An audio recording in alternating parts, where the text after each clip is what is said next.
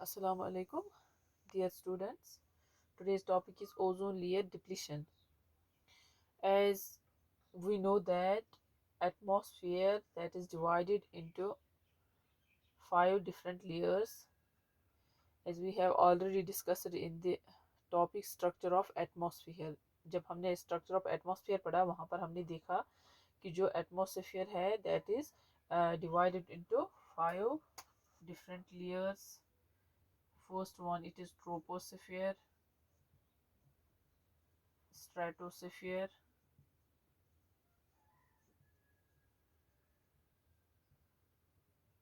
mesosphere, thermosphere, and it is ionosphere. ठीक है, these are the different layers of atmosphere. ये हमने already पढ़ा है. बट हियर जो हमें ओजोन पढ़ना है कि ओजोन लेयर जो है उसका हमें डिप्लीशन पढ़ना है. बट यहाँ पर हम देखेंगे कि ओजोन लेयर जो है वो इन लेयर्स में से कहाँ पर प्रेजेंट होता है, क्योंकि ओजोन लेयर हमारे एटमॉस्फेयर में ही प्रेजेंट होता है. बट एटमॉस्फेयर में देखना है कि कौन से वाले लेयर में दिस ओजोन लेयर प्रेजेंट होता है. ठीक है, सो ओजोन लेयर जो है it is present in this sphere, that is stratosphere. Stratosphere में ओजोन लेयर प्रेजेंट होता है. जो स्ट्रेटोस्फीयर है, द सेकंड वन लेयर जो है stratosphere, so it extends from 10 to 50 kilometer 50 kilometers from Earth's surface. From earth surface. Earth surface से अगर हम देखेंगे कि ये जो स्ट्रेटोस्फीयर है ये कहाँ तक एक्सटेंड होता है, 50 किलोमीटर्स तक. अब 10 to 50 किलोमीटर्स में हम देखिए, क्योंकि हमने पहले पढ़ा था उसमें कि जो ट्रोपोस्फीयर है वो एक्सटेंड होता है अप टू 10 किलोमीटर. 10 किलोमीटर तक कौन एक्सटेंड होता है, ट्रोपोस्फीयर. ठीक है, फिर troposphere that is from this 10 kilometre up to 50 kilometre. 50 kilometre तक फिर ये वाली स्फीयर एक्सटेंड होती है. तो यहाँ पर हमें देखना है कि ये जो स्फीयर है दैट इज स्ट्रेटोस्फीयर जो है, इस स्फीयर में ओजोन जो है that is this sphere stratosphere, it is concentrated with ozone. इसमें ओजोन प्रेजेंट होता है. दैट मीन्स ये जो लेयर बनती है ओजोन की वो भी किसी स्फीयर में प्रेजेंट होता है. ये इसी सेकेंड वन लेयर में प्रेजेंट होता है ozone, this layer. That is this ozone जो है, ओजोन गैस जो है वो कहाँ पर प्रेजेंट होता है, इसी स्ट्रेटोस्फीयर में. अब ये ओजोन जो है it is this ozone it is slightly pungent, slightly pungent smelling होती है इसकी. ठीक है, इसमें पंजेंट स्मेलिंग होती है. और ये जो ओजोन है ये लाइट ब्लूइश कलर का होता है, लाइट ब्लूइश. सो यहाँ जो ओजोन है, जो स्ट्रेटोस्फीयर में ओजोन प्रेजेंट होता है, एक तो ये पंजेंट स्मेलिंग होती है इसकी. ठीक है, और दूसरा जो है इसका कलर जो है वो लाइट ब्लूइश कलर होता है. ये ओजोन जो है it is composed of 3 atoms of oxygen. 3 atoms of oxygen. इसमें ऑक्सीजन के 3 एटम्स, यानी कि 3 एटम्स का, ऑक्सीजन के 3 एटम्स का बना होता है ये ओजोन. दैट इज इसका जो फॉर्मूला है ओजोन का फॉर्मूला दैट इज O3. अब ये ओजोन लेयर जो है it acts as an efficient filter. ये हमारे लिए एक फिल्टर बन जाता है. This ozone it acts as an efficient filter.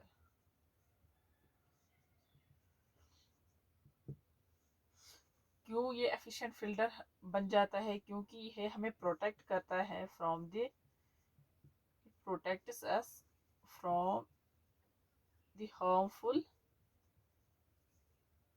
ultraviolet B radiations।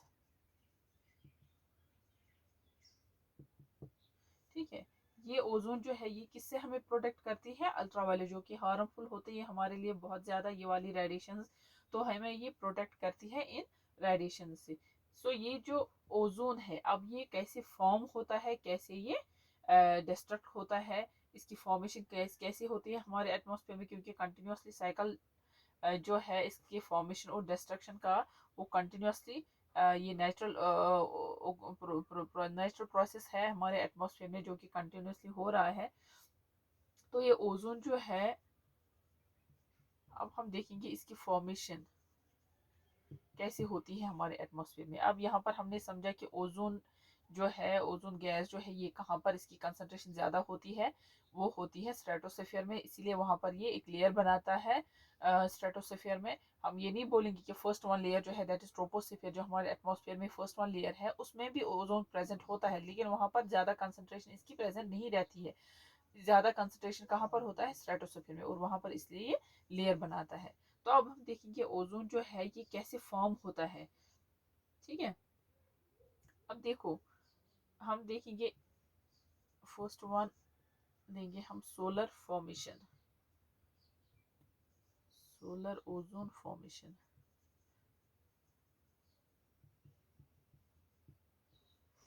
देखो हमने देखना है कि एटमॉस्फेयर में जो आप देखेंगे जो सोलर रेडिएशंस आती है, ठीक है, हमारे जो डिफरेंट लेयर्स जो है वहाँ पर जो हमारी सोलर रेडिएशंस आती है, तो एटमॉस्फेयर में ऑलरेडी प्रेजेंट होता है ऑक्सीजन। ठीक है, दैट इज O2। अब जब रेडिएशंस आती है हमारे एटमॉस्फेयर में, तो ये अल्ट्रावायलेट रेडिएशंस जो है, अल्ट्रावायलेट रेज, ये अल्ट्रावायलेट रेज पड़ती है हमारे एटमॉस्फेयर में और वहाँ पर ऑक्सीजन पर भी पड़ती है। तो ऑक्सीजन जो है ये वहाँ पर रेस अल्ट्रावायलेट रेडिएशंस को एब्जॉर्ब कर लेती है with the wavelength less than 240 nanometre. यहाँ पर देखना है कि जो अल्ट्रावायलेट रेडिएशन एब्जॉर्ब होती है बाय दिस ऑक्सीजन मॉलिक्यूल, तो वहाँ पर जो वेव लेंथ है वो लेस होना चाहिए, लेस देन 240 नैनोमीटर। ठीक है, उस टाइम ये ऑक्सीजन एब्जॉर्ब कर लेती है उन अल्ट्रावायलेट रेडिएशन को, और ये ऑक्सीजन जो है ये 2 टाइम्स नेसेंट ऑक्सीजन में डिसोसिएट होगी। ठीक है, क्योंकि जब अल्ट्रावायलेट रेडिएशन एब्जॉर्ब कर लेगा ये ऑक्सीजन, तो 2 times of oxygen nascent oxygen बनेंगे। ठीक है, ऐसे में बता दो आपको ये अलग हो जाएंगे जब ये अल्ट्रावायलेट रेडिएशन इस पर पड़ गई, तो ये nascent 2 times of nascent oxygen बनेंगे। ठीक है, अब बन गया ये नेसेंट ऑक्सीजन। अब यही नेसेंट ऑक्सीजन, क्योंकि अभी ये 2 टाइम्स ऑफ ऑक्सीजन एटम्स थे, ठीक है, अब यहाँ पर ये अलग अलग है। अब ये ऑक्सीजन जब ये नेसेंट ऑक्सीजन कंबाइन हो जाएगा फिर से किसके साथ, ऑक्सीजन के साथ, क्योंकि अब ये कंटिन्यूसली प्रेजेंट है हमारे एटमॉस्फेयर में, तो अब ये वाला नेसेंट ऑक्सीजन अब रिएक्ट करेगा किसके साथ, इस ऑक्सीजन के साथ, तो यहाँ पर ये फॉर्म होगा ओजोन। ठीक है, क्योंकि 2 टाइम्स यहाँ पर फिर से एक और ऑक्सीजन इसके साथ रिएक्ट होगा तो ये बनाएगा ओजोन। तो यहाँ पर सोलर फॉर्मेशन होती है ओजोन की, that means because of this ultraviolet radiations, क्योंकि जब ये एब्जॉर्ब होती है ऑक्सीजन इसको एब्जॉर्ब कर लेता है, वहाँ पर वेव लेंथ जो है वो लेस देन 240 नैनोमीटर होनी चाहिए, और वहाँ पर वो 2 टाइम्स ऑफ नेसेंट ऑक्सीजन में डिसोसिएट होगा, और वही नेसेंट ऑक्सीजन फिर से रिएक्ट करेगा ऑक्सीजन के साथ और वहाँ पर ओजोन फॉर्मेशन होगी। तो हो गई ओजोन कैसे हमारे इस एटमॉस्फेयर में फॉर्म होता है। दूसरा हम देखेंगे solar solar ozone destruction, solar ozone destruction. यहाँ पर मैं आपको बता रही हूँ कि कैसे ओजोन फॉर्म होता है हमारे एटमॉस्फेयर और कैसे कहाँ से कैसे डिस्ट्रक्ट होता है। तो अब ये ओजोन जो बन गया, अब कैसे बना ये, ऑक्सीजन जो ऑलरेडी हमारे एटमॉस्फेयर में प्रेजेंट है वो अल्ट्रावायलेट रेडिएशन को एब्जॉर्ब कर लेता है, और वहाँ पर वो ये 2 मॉलिक्यूल्स ऑफ नेसेंट ऑक्सीजन वहाँ पर वो डिसोसिएट होता है, तो यही नेसेंट ऑक्सीजन फिर से रिएक्ट होगा ऑक्सीजन के साथ और बनाएगा ओजोन। अब ये ओजोन हम लेंगे जो कि अब फॉर्म हो गया है। So by because of this ultraviolet rays और अल्ट्रावायलेट रेडिएशंस, यहाँ पर लेस देन 240 नैनोमीटर लेंथ होनी चाहिए थी, ठीक है, जब ये फॉर्म होता है। और जब ये डिस्ट्रक्ट होता है तो वहाँ पर जो वेव लेंथ है that is greater than 290 nanometre. अब यहाँ पर वेव लेंथ ज्यादा होनी चाहिए, 290 से ज्यादा होनी चाहिए, यहाँ पर लेस देन 240 से, ठीक है, यहाँ पर कम होनी चाहिए और यहाँ पर ज्यादा होनी चाहिए। तो अल्ट्रावायलेट रेडिएशन कंटिन्यूसली एब्जॉर्ब हो जाएगा, इस ओजोन ओजोन जो है वो एब्जॉर्ब कर लेगा अल्ट्रावायलेट रेडिएशन को। अब जब एब्जॉर्ब कर लेगा तो यहाँ पर क्या होगा, इसका उल्टा, जैसे यहाँ पर ओजोन है तो वो डिस्ट्रक्ट हो जाएगा किसमें, ऑक्सीजन में प्लस नेसेंट ऑक्सीजन। जैसे यहाँ पर हमने देखा था कि जब नेसेंट ऑक्सीजन रिएक्ट करेगा तो बनाएगा ओजोन, तो यहाँ पर अब ओजोन डिस्ट्रक्ट होता है, ये नेसेंट ऑक्सीजन और ऑक्सीजन बनाएगा, ठीक है। अब ये जो है ये नेसेंट ऑक्सीजन, ये अब कंबाइन हो जाएगा फिर से किसके साथ, ओजोन के साथ, क्योंकि ओजोन अब एटमॉस्फेयर में प्रेजेंट है, तो वहां पर ये बनाएगा 2 टाइम्स ऑफ ऑक्सीजन मॉलिक्यूल। अब 2 टाइम्स ऑफ ऐसे ये डिस्ट्रक्ट होता है पहले, अब ओजोन था, अब कैसे ये डिस्ट्रक्ट हो गया, because of the presence of this nascent oxygen in the atmosphere. अब नेसेंट ऑक्सीजन भी कंटिन्यूसली फॉर्म होते हैं, ये कैसे फॉर्म हो जाएंगे, ये कैसे बनेंगे नेसेंट ऑक्सीजन हमारे एटमॉस्फेयर में, because of the absorption of these ultraviolet radiations by the oxygen molecule। Oxygen से ये नेसेंट ऑक्सीजन में कन्वर्ट हो जाएगा और नेसेंट ऑक्सीजन कंटिन्यूसली रिएक्ट हो जाएगा, कभी ये रिएक्ट हो जाएगा ऑक्सीजन के साथ तो बनाएगा ओजोन, और कभी ये ओजोन के साथ रिएक्ट होगा तो वहां पर बनाएगा 2 टाइम्स ऑफ ऑक्सीजन मॉलिक्यूल। तो ऐसे हम देखते हैं कि कैसे ये ऑक्सीजन ये ओजोन जो है कैसे डिस्ट्रक्ट होता है और कैसे फॉर्म होता है, ठीक है। अब ये ओजोन जो है, अब ये फॉर्मेशन जब इसकी हो गई,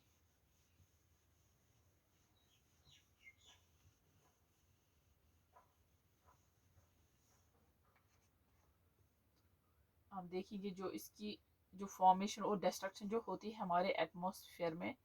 so when disturbance occurs in the formation and destruction of ozone layer, ठीक है। अब जो ओजोन लेयर हमारे स्ट्रेटोस्फीयर में प्रेजेंट है, जब हम देखते हैं कि जो इसकी फॉर्मेशन और डिस्ट्रक्शन होती है ओजोन की, जो हमने अभी समझा कैसे फॉर्मेशन कैसे डिस्ट्रक्शन होती है, जब इसी फॉर्मेशन और डिस्ट्रक्शन में डिस्टर्बेंस होगी। अब डिस्टर्बेंस कैसे होगी, because of the various human activities, क्योंकि हम ऐसे एक्टिविटीज करते हैं जिसकी वजह से इसकी फॉर्मेशन और डिस्ट्रक्शन में डिस्टर्बेंस होती है। एट दैट टाइम जो ओजोन है वो डिप्लीट होना शुरू कर देगा। उसी टाइम हम देखते हैं जब हमारी एक्टिविटीज़ की वजह से ये जो डिस्टर्बेंस रहती है इसके फॉर्मेशन और डिस्ट्रक्शन में, उसी टाइम ओजोन डिप्लीट हो जाएगा। यहाँ पर ये नेचुरल प्रोसेस रहती है, कंटिन्यूसली ओजोन जो है वो फॉर्म भी होती है, कंटिन्यूसली ओजोन जो है वो डिप्लीट भी हो रहा है। तो यहाँ पर वो बैलेंस है, डिस्ट्रक्शन और फॉर्मेशन में बैलेंस रहती है ओजोन फॉर्मेशन की और ओजोन डिस्ट्रक्शन की। लेकिन but because of this various activities जो हम करते हैं और हम हमारी एक्टिविटीज़ की वजह से वहाँ पर ओजोन जो है वो डिप्लीट होना शुरू कर देगा, ठीक है। इसी जो प्रोसेस में जब हम देखते हैं फॉर्मेशन और डिस्ट्रक्शन प्रोसेस जो है ये नेचुरल प्रोसेस होती है, और उस टाइम हम उस नेचुरल प्रोसेस को बोलते हैं ozone oxygen cycle, ozone oxygen cycle, क्योंकि ये कंटिन्यूस प्रोसेस होती है फॉर्मेशन और डिस्ट्रक्शन की एटमॉस्फेयर में। तो उस साइकिल को हम उस टाइम बोलते हैं ओजोन ऑक्सीजन साइकिल। और यही ओजोन ऑक्सीजन साइकिल जब इसमें डिस्टर्बेंस आएगी ओजोन ऑक्सीजन साइकिल में, तो उस टाइम ये ऑक्सीजन डिप्लीट हो जाएगा, ठीक है। अब ये ओजोन जो है it is measured by dobsonometer, dobsonometer and is expressed in Dobson unit। expressed in Dobson unit du। ठीक है। अब ये इसके लिए जो ओजोन को मेजर करने के लिए एक मीटर होता है, दैट इज कॉल्ड डैप्सोनोमीटर, और उसको हम एक्सप्रेस करते हैं इन डॉब्सन यूनिट। यहाँ पर मैं आपको बता दूं, अगर 1 डॉब्सन यूनिट होगा that is equal to 0.01 millimetre. ठीक है। अगर 100 डॉब्सन यूनिट होगा, ये हम देखते हैं थिकनेस जो ओजोन की होती है, वो उसकी थिकनेस को हम कैसे मेजर करते हैं, और उसको मेजर हम करते हैं डेप्सोनोमीटर से। डेप्सोनोमीटर में हमें देखना है कि अगर ये हमें याद रखना है कि अगर 1 डेप्सोनो यूनिट होगा दैट टाइम 0.01 मिलीमीटर उसकी थिकनेस होगी। अगर 100 डेप्सोनो यूनिट होगा दैट मीन्स वहाँ पर थिकनेस जो होगी दैट इज 1 मिलीमीटर थिक। ठीक है। इसी तरह जो ओजोन जो है, ओजोन लेयर जो है वो होता है 3 to 5 millimetre thick. 3 to 5 millimetre thick होता है। दैट मीन्स ये जो इसकी थिकनेस होनी चाहिए ओजोन की, वो होनी चाहिए up to 5 millimetre, 3 to 5 millimetre तक वो थिक होना चाहिए। और ये ओजोन जो है it is a very delicate layer. ठीक है। अभी हमने देखा कि अगर फॉर्मेशन और डिस्ट्रक्शन जो प्रोसेस होती है, नेचुरल प्रोसेस जो होती है, जिसको हम ओजोन ऑक्सीजन साइकिल भी बोलते हैं, तो अगर इसमें डिस्टर्बेंस हो जाएगी, ठीक है, तो जल्दी से ये ऑक्सीजन जो है ये डिप्लीट होना शुरू कर देगा। तो वहां पर हम देखेंगे उसकी थिकनेस जो है वो कम होती जाएगी। इसका थिकनेस जो होना चाहिए 3 से 5 मिलीमीटर तक, अब यही 3 से 5 मिलीमीटर में चेंज आएगी, वो 2 मिलीमीटर भी बन जाएगा। फिर अगर ये डिप्लीट होना शुरू कर देगा वो 1 मिलीमीटर भी हो सकता है। तो इसके बाद वो कम भी हो सकता है। और एट दैट टाइम जो हम देखते हैं जो थिनिंग होती है, thinning of ozone layer, that is called ozone hole.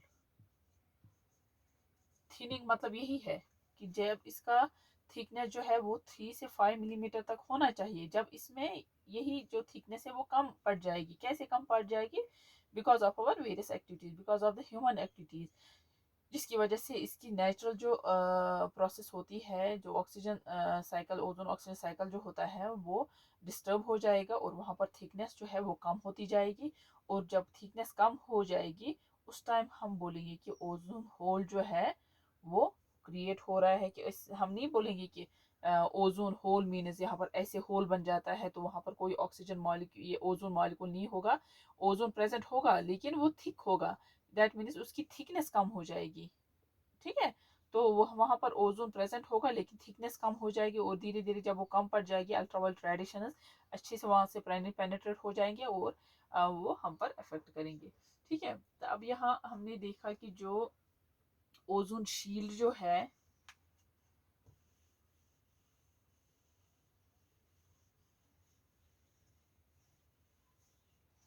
जो ये ओजोन शील्ड जो है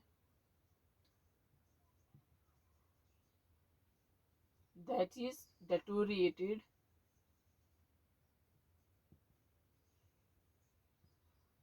deteriorated due to certain man-made, or you can say the human activities,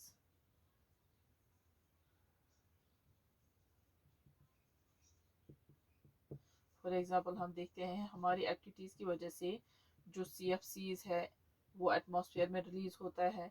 इसी तरह हम देखते हैं नाइट्रोजन ऑक्साइड जो है वो एटमॉस्फेयर में रिलीज होता है। इसी तरह कार्बन कंसंट्रेशन जो है वो इंक्रीज होता है हमारे एटमॉस्फेयर में। ठीक है। तो ये सब जो है जिनको हम ग्रीन हाउस गैसेस भी बोलते हैं, या मीथेन जो है, इसी तरह वो भी हमारी एक्टिविटीज़ की वजह से इसकी कंसंट्रेशन इंक्रीज हो रही है एटमॉस्फेयर में। सो हर एक यहाँ पर हमें देखना है कि जो हमारी एक्टिविटीज़ की वजह से ये जो गैसेस हमारे एटमॉस्फेयर में आता है, रिलीज होते हैं, तो उसकी वजह से जो ओजोन है वो डेटोरेट होना शुरू कर देता है। ठीक है। सो इन नटशेल हम यहाँ पर देखेंगे कि जो ओजोन है that is found in 2 different layers, troposphere and stratosphere. मैंने इसलिए यहाँ पर आपको बता दिया कि फिर से हम देखेंगे कि ट्रोपोस्फीयर में अगर ओजोन प्रेजेंट है तो यहाँ पर ओजोन का होना जो है that is bad. So presence of ozone in this troposphere that is bad. क्यों ये बैड है, क्यों ट्रोपोस्फीयर में ओजोन का होना बैड है? Because it dirts our atmosphere. ये हमारे एटमोसफियर को डर्ट करता है.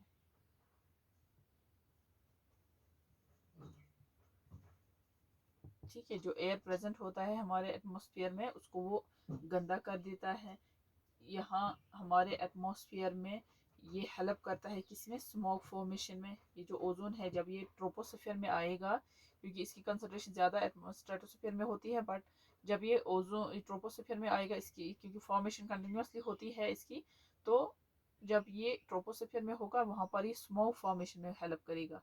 अब जब स्मॉग जो है, ये हमें अलग से टॉपिक लेना है आगे की कैसे फॉर्मेशन होती है स्मॉग की. बट जो स्मॉग है that is not good to breathe, क्योंकि हम इसको ब्रीथ नहीं कर सकते हैं. इसकी पंजेंट स्मेलिंग होती है ओजोन की, तो उस टाइम हम इसको ब्रीथ नहीं कर पाते हैं. तो यहाँ जो ट्रोपोस्फेयर में ओजोन का होना, बिकॉज वहाँ पर ये स्मॉग फॉर्मेशन करता है हमारे ट्रोपोस्फेयर में, इसीलिए इसका होना ट्रोपोस्फेयर में अच्छा नहीं है. बट स्ट्रेटोस्फेयर में क्या है कि ओजोन का होना, presence of ozone in this sphere that is good. अब यहाँ पर ये डिफरेंस है, इसमें होना इसका बैड है और स्ट्रेटोस्फेयर में इस ओजोन का होना बहुत अच्छा है हमारे लिए. क्यों? क्योंकि अब आपको पता है ये हमें प्रोटेक्ट करती है. किसे? Protects us from ultraviolet radiations. ठीक है, उससे हमें ये प्रोटेक्ट करती है, क्योंकि जो हार्मफुल रेडिएशंस होती है सो उससे हमें ये स्ट्रेटोस्फीयर प्रोटेक्ट, इसलिए इस स्फीयर में होना इसके लिए अच्छा है इस ओजोन का होना. So it acts as a protector. क्यों? ये जो है ओजोन ये एक्ट करता है एज ए प्रोटेक्टर, और we can say it acts as a sunscreen. जैसे हम सनस्क्रीन जो यूज़ करते हैं to protect our skin from the ultraviolet radiations, तो इसी तरह ये ओजोन जो है ये सनस्क्रीन एक्ट करता है, ये प्रोटेक्टर एक्ट करता है, क्योंकि जो हमारी अर्थ जो है वो प्रोटेक्ट होती है फ्रॉम द अल्ट्रावायलेट रेडिएशंस. सो जो ये ओजोन डिप्लीशन है, अब हम लास्टली कैसे इसको डिफाइन कर सकते हैं ओजोन डिप्लीशन को? This ozone depletion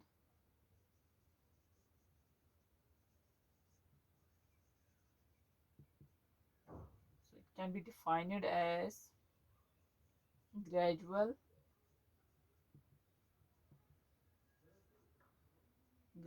thinning of ozone layer in the upper atmosphere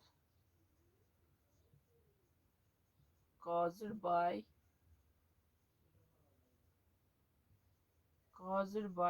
the release of chemical compounds